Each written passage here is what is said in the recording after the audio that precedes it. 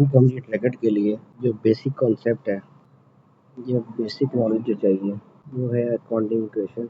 उससे हमें accounting equation से हमें फाइंड आउट हो जाएगा कैपिटल की वैल्यू, चाहे वो ओपनिंग कैपिटल फाइंड कर लो या क्लोजिंग कैपिटल फाइंड कर लो। उसके अलावा सेल्स की अगर मिसिंग फिगर है, कैश सेल्स या सेल्स थ्रू बैंक्स, तो वो कैश या बैंक के टी अकाउंट से फाइंड होगी। कैश सेल्स नहीं है, क्रेडिट सेल्स है, तो रिसीवेबल के अकाउंट से फाइंड होगी। ओपनिंग रिसीवेबल्स, सेल्स, ये जो हमने फाइंड करनी है, रसीट्स, डिस्काउंट, सेल्स रिटर्न, क्लोजिंग, इस साइड का टोटल पहले करना है, उसमें से ये टोटल माइनस हो जाएगा। इसको इक्वेशन की फॉर्म में भी लिखा जा सकता है, वो ये होगा कि क्लोजिंग कैपिटल में रिसीट्स ऐड हो जाएंगी, receipt plus closing minus opening, तो इज इक्वल टू सेल्स आ जाएगी। उसके बाद है आपके पास, अगर क्वेश्चन में कैश सेल्स टोटल सेल निकालनी हो तो cash sales plus credit sales, इस तरह से होगा।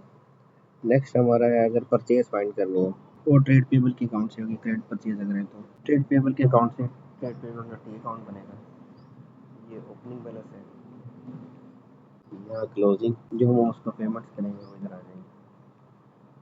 यहाँ जो मिसिंग आइटम है वो है परचेज। ये simple purchase ledger control account, या उधर से सेल लेजर कंट्रोल अकाउंट का कॉन्सेप्ट है।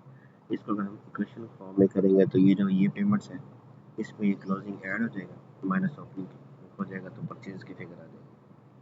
उसके बाद अगर हमने कोई एक्सपेंसेस रिकॉर्ड करने हैं, उसके लिए बेसिक कॉन्सेप्ट है अक्रूवल्स एंड प्रीपेमेंट्स का। बेसिक कॉन्सेप्ट है जब हम उसकी टी अकाउंट से भी कर सकते हैं।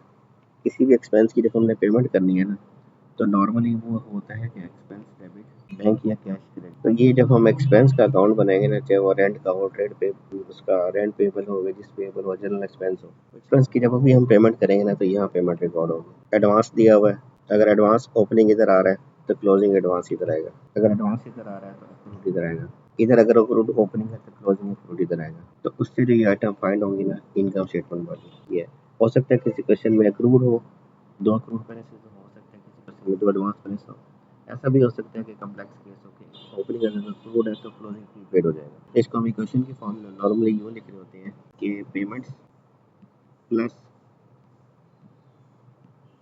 Closing accrued minus opening accrued. ये एक्चुअली ये इक्वेशन जो है ना, ये इसी टी अकाउंट की ड्राइव्ड फॉर्म है। बेसिक कॉन्सेप्ट टी अकाउंट का ही है, यानी कि ये पेमेंट्स ली, इसमें ये अक्रूड ऐड कर दिए और ये वाले अक्रूड माइनस कर दिए, तो इक्वल टू ओपनिंग है। और अगर आपका प्रीपेड का है तो वही पेमेंट्स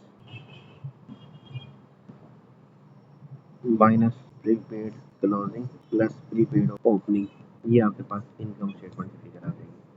इसका भी बेसिक कॉन्सेप्ट ये है कि हमने ये पेमेंट्स ली, उसमें हमने ये वाली एडवांस माइनस कर दिया और ये वाला एडवांस ऐड कर दिया, ये भी इसकी ड्राइव फॉर्म है। इसके अलावा अगर डेप्रिसिएशन फाइंड करनी है, या तो अगर गिवन परसेंटेज गिवन है तो जो सिंपल अप्लाई करते हैं वैसे हो जाएगा, अगर नहीं तो नेट बुक वैल्यू की मूवमेंट कैसी होगी, ओपनिंग आपके पास एसेट होगा, ओपनिंग एसेट की वैल्यू ऐड परचेज का भी एसेट होगा, ये आपको मिलेगी। वो जो अगर रिसीट एंड पेमेंट अकाउंट दिया होगा ना, वहाँ पर purchase of assets, payment for asset की आ रही है वैल्यू, लेस करेंगे इसमें से क्लोजिंग एसेट की वैल्यू, तो जो रिजल्टेंट है वो होगा डेप्रिसिएशन। एक बेसिक सा कॉन्सेप्ट था, इनकम लेजर को लास्ट में इसलिए किया जाता है कि इसमें अक्रूवल और प्रीपेमेंट का कॉन्सेप्ट भी है, sale ledger control account, purchase ledger control account का कॉन्सेप्ट भी है, डेप्रिसिएशन भी है, और उसके बाद फिर आपको इनकम स्टेटमेंट बनाना है और अकाउंटिंग इक्वेशन का बेसिक